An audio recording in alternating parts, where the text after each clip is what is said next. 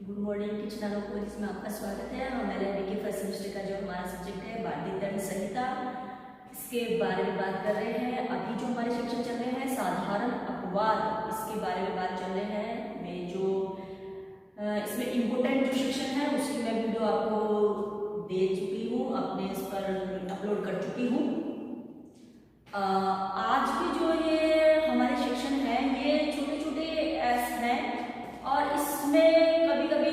ये शॉर्ट में या वेरी शॉर्ट में ये क्वेश्चन आ जाते हैं। तो ये जो है हमारे पास जो शुरू होते हैं 87 से 87 में है सहमति से किया गया कार्य जिसमें मृत्यु और घोर उपपत्ति करने का आशय ना हो, ना उसकी संभावना का ज्ञान हो। कोई बात जो मृत्यु या घोर उपपत्ति करने के आशय से न की गई हो और जिसके बारे में कर्ता को यह ज्ञान न हो कि मृत्यु या घोर उपपत्ति होना संभव है। किसी ऐसी उपपत्ति के कारण अपराध नहीं है जो इस बात से 18 वर्ष से अधिक आयु के व्यक्ति को, जिसने वह उपहानि सहन करने की चाहे अभिव्यक्ति चाहे विवक्षित सहमति दी हो, कारित हो या कारित होना कर्ता की आशिक हो, या अथवा जिसके बारे में कर्ता को ज्ञान हो कि वह उपयुक्त जैसी किसी व्यक्ति को उसने अपहानि की जोखिम उठाने की सहमति दी है, उस बात को कारित होना संभव हो। यानी कि अगर कोई व्यक्ति किसी व्यक्ति का कोई सद्भावना कोई काम करके उसने सहमति भी दे दी है, अब वो उसका वर्क कर रहा है, वर्क करते हुए उसको ये नहीं मालूम है कि इसमें उस व्यक्ति को किसी तरीके की मृत्यु हो सकती है उसकी, या फिर उसकी घोर उपपत्ति हो सकती है उसकी, की कोई संभावना नहीं है, और फिर भी ऐसा अगर जो हो जाता है तो वो 87 में उस व्यक्ति का जो वर्क होगा, अगर जिस तरीके का कोई अपहानि हो जाती है, मृत्यु हो जाती है, उसको किसी तरीके की चोट लग जाती है, तो ये अपराध की श्रेणी में नहीं आएगी। इसमें 88 है किसी व्यक्ति के फायदे की सहमति से सद्भावना पूर्वक किया गया कार्य। यदि कोई व्यक्ति किसी दूसरी व्यक्ति के फायदे के लिए और सद्भावना पूर्वक कोई ऐसा वर्क कर रहा है और जिसमें उसको ये मालूम है कि उसको ये नहीं मालूम है कि मृत्यु या घोर उपपत्ति हो सकती है किसी भी तरह की, और उस बीच इस तरीके का अगर जब कोई वर्क हो जाता है तो वो व्यक्ति पनिशेबल नहीं होगा। वह अपना जो वर्क कर रहा था वो सद्भावना पूर्वक कर रहा था, सिर्फ सामने वाले की फायदे के लिए कर रहा था। जैसे डॉक्टर्स होते हैं हमारे, ये सामने वाले की फायदे के लिए ऐसा सद्भावना पूर्वक वर्क करते हैं कि ये व्यक्ति बच जाए, पर उनको बचाते बचाते उस व्यक्ति की अगर जो डेथ हो जाती है या फिर उसकी कोई ऐसी इंजरी, हार्ट इंजरी हो जाती है, तो उसका जो वर्क होगा वो वर्क इस अपराध की श्रेणी में नहीं आएगा। एक इसमें है 89 संरक्षक द्वारा या उसकी सहमति से शिशु या उन्मत्त व्यक्ति के फायदे के लिए सद्भावना पूर्वक किया गया कार्य। जो छोटे बच्चे होते हैं 18 साल से कम उम्र का जो बच्चा है और जो अनसाउंड माइंड होते हैं, उनकी जो गार्जियन होते हैं उनकी तरफ से जो सहमति देते हैं तो उनके गार्जियन ही देते हैं, और गार्जियन ने सहमति दी है और सहमति के बाद उनका जो कोई ट्रीटमेंट होना है, समझते हैं उनका कोई ट्रीटमेंट होना है और डॉक्टर सद्भावना पूर्वक वो वर्क कर रहे हैं और वर्क करते करते उस बच्चे की डेथ हो जाती है या फिर वो अनसाउंड माइंड जो है उसकी डेथ हो जाती है, उन्हें किसी तरीके की घोर उपपत्ति इस तरीके का वर्क हो जाता है कि उनको किसी तरीके की कोई इंजरी पहुंच जाती है, उनको हानि हो जाती है, उनको उपपत्ति हो जाती है, तो उनका जो वर्क होगा, उस डॉक्टर्स का जो वर्क होगा उस वक्त, वो वक्त जो अपराध की श्रेणी में नहीं आएगा, क्योंकि उसने पहले सहमति ले ली थी। किससे ले ली थी? उसके जो गार्जियन थे। दूसरा वो जो उसका वर्क जो था वो सद्भावना से कर रहा था,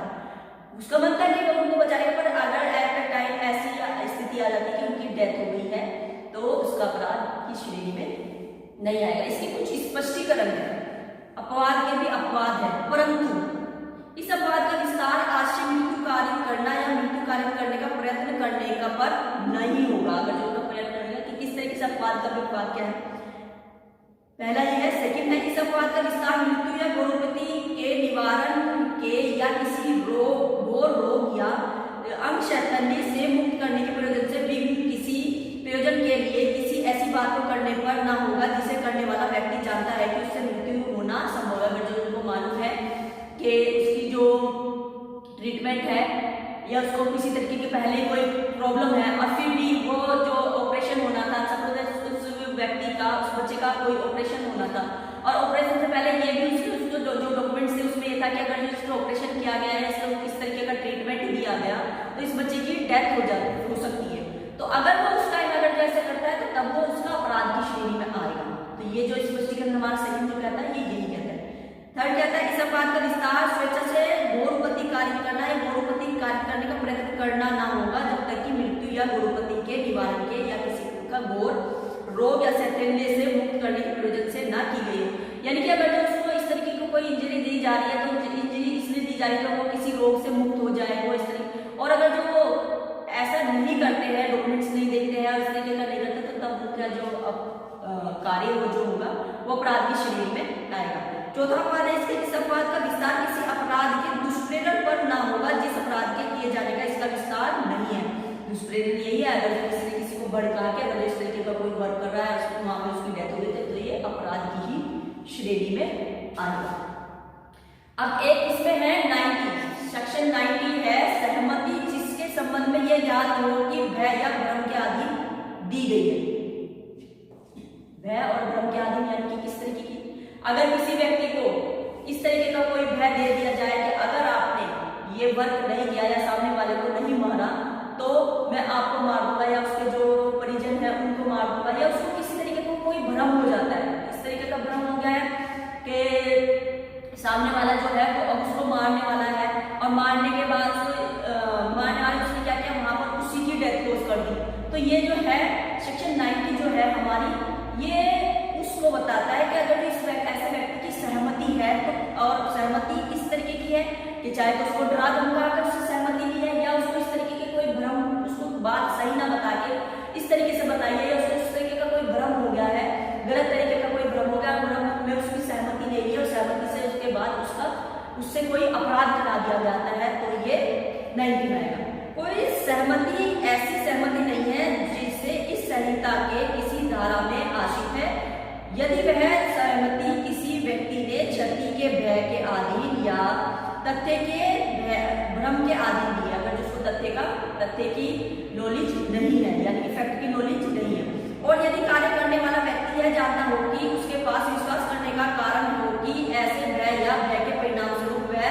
सहमति दी गई है अथवा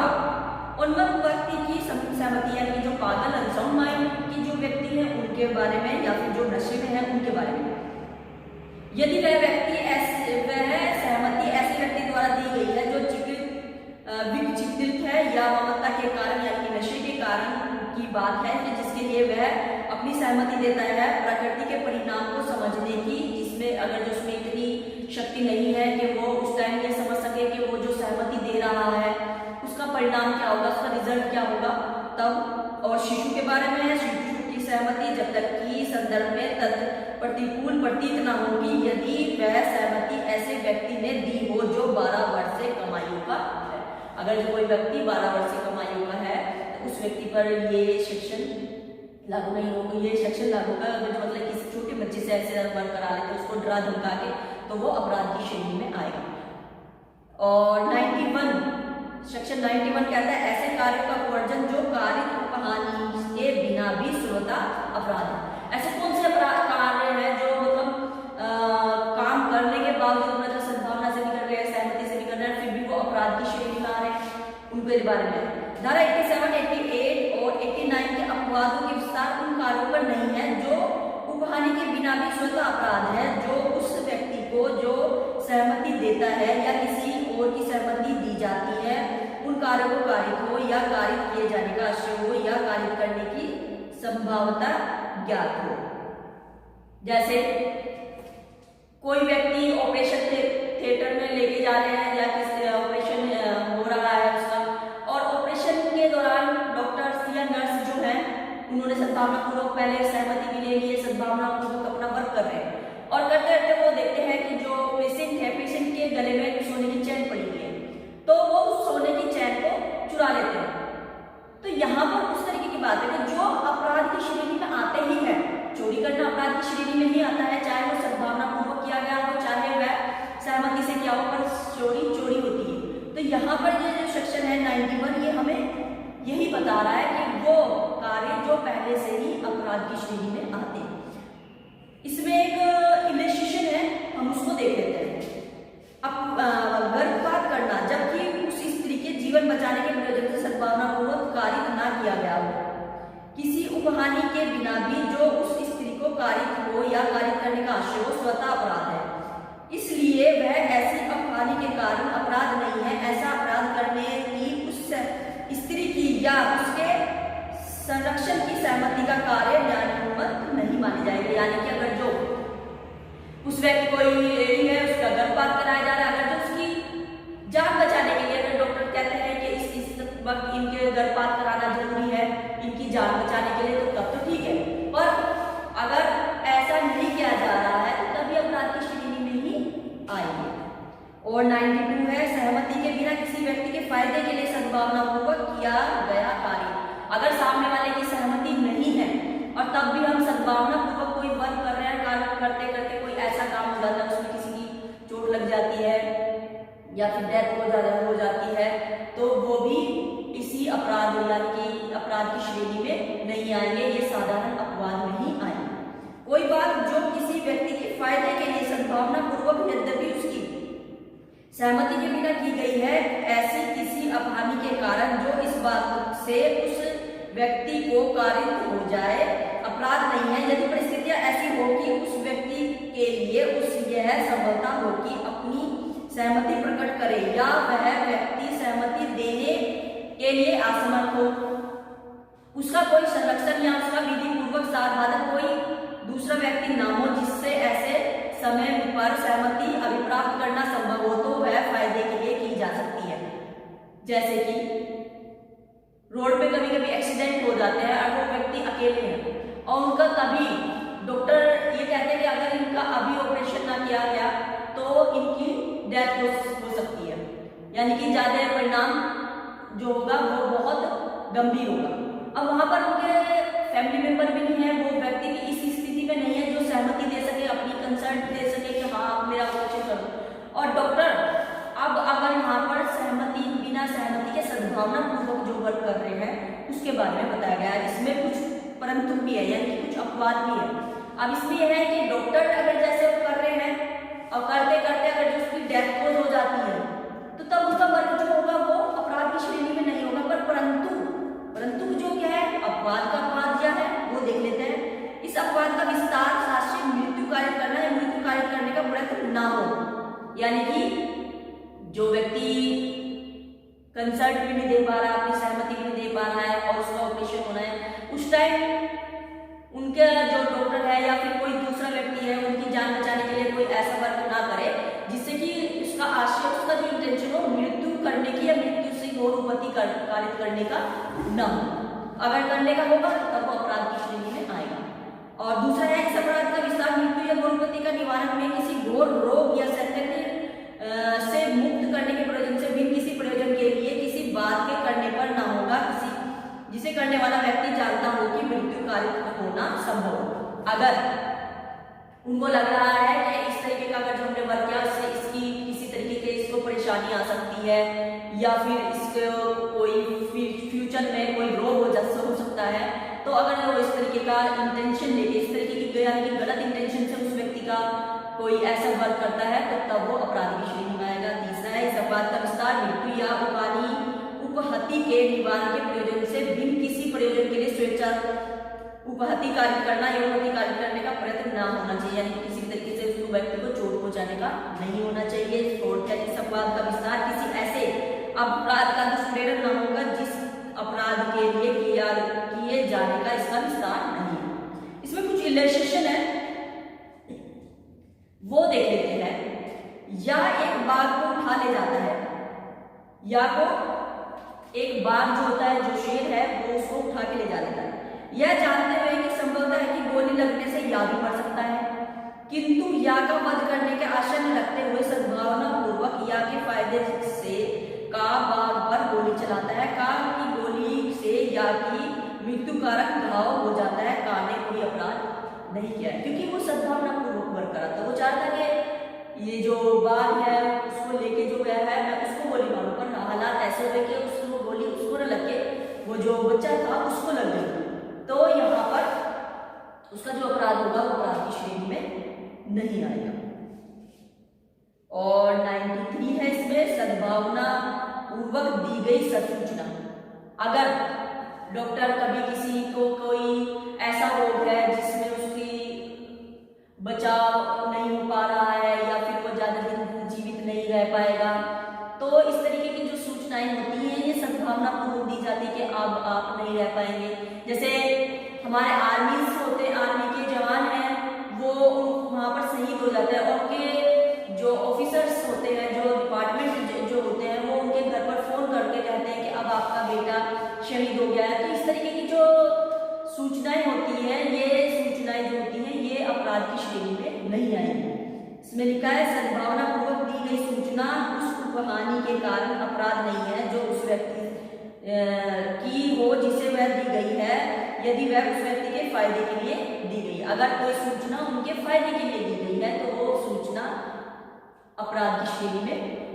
नहीं आएगा। इसमें एक इलस्ट्रेशन है का एक शल्य चिकित्सक एक रोगी के सद्भावना पूर्वक यह सूचित करता है कि उसकी राय है कि वह जीवित नहीं रह सकता। इस आघात के परिणाम स्वरूप उस रोगी की मृत्यु हो जाती है। का ने कोई अपराध नहीं किया, यद्यपि वह जानता था कि ससूचना से उस रोगी की मृत्यु कारित होना संभव है। और इसमें है 94 हमें क्या बताता है, वह कार्य जिसको करने के लिए व्यक्ति धमकी द्वारा विवश किया जाता है। यदि किसी व्यक्ति को इस तरीके की धमकी की दी जा रही है, धमकी से उससे कोई वर्क कराया जा रहा है और उस वर्क कराते हुए उससे कोई अपराध हो जाता है,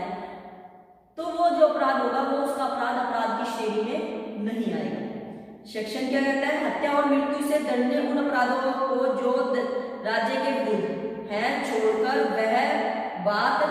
अपराध नहीं है जो ऐसे व्यक्ति द्वारा की जाए जो उसे करने के लिए ऐसी धमकियों से विवश किया गया था, जिसमें उस बात को होते समय उसकी युक्तियुक्त रूप से यह शंका कारित हो जाएगी, अन्यथा परिणाम यह होगा कि व्यक्ति की तत्काल मृत्यु हो जाए, परंतु जब तक उस कार्य को करने वाले व्यक्ति ने अपनी इच्छा से या तत्काल मृत्यु से कम अपनी उपहानि युक्त आशंका से अपने उस स्थिति में न डाला हो जिससे वह दूसरी मजबूरी के अधीन पड़ गया हो। इसका जो मेन वो है वो यही है, अगर किसी व्यक्ति को कोई डराता है और डरा धमका के उससे कोई कार्य कराता है, पर इसमें राज्य के विरुद्ध वर्क नहीं होना चाहिए, मृत्यु ऐसा नहीं होना चाहिए कि सामने वाले की मृत्यु को करने की या उसका घोरपति कार्य करने की। इससे अलावा अगर जो कोई अपराध कराता है, कोई कार्य कराता है, तो अपराध की श्रेणी में आता है, तो वो अपराध की श्रेणी में नहीं आएगा उसके द्वारा। परंतु अगर जो मृत्यु या घोरपति या राज्य के विरुद्ध, तो वो अपराध की श्रेणी में आएगा, क्योंकि ये हम सब नागरिकों का कर्तव्य है कि चाहे किसी भी तरीके की वो धमकी हो तो हम इस तरीके का वर्क ना करें। इसका स्पष्टीकरण है, वह व्यक्ति जो स्वयं अपनी इच्छा से या पीटे जाने की धमकी के कारण डाकुओं की टोली में उसके सील को जानते हुए सम्मिलित हो जाता है, इस आधार पर कि इस अपवाद का फायदा उठाने का हकदार नहीं है। वह अपनी साथियों द्वारा ऐसी बात करने के भी बस किया गया था जो विदेनता अपराध है। जैसे वो उसकी टोली में जो डाकू की जो टोली है उसमें वो सम्मिलित हो जा रहा है और अपने दोस्तों की उसके दोस्तों ने उसे डराया धमकाया है, तो यह है कि वो अपराध की श्रेणी में नहीं आएगा। लेकिन है डाकू की एक टोली के अभिगृहित या तत्काल मृत्यु की धमकी द्वारा किसी बात को करने के लिए जो विधिनता अपराध है, विवश किया गया व्यक्ति, उदाहरण एक लोहार जो अपनी औजार लेकर एक ग्रह के द्वार तोड़ने को विवश किया जाता है जिससे धातु उससे प्रवेश कर सके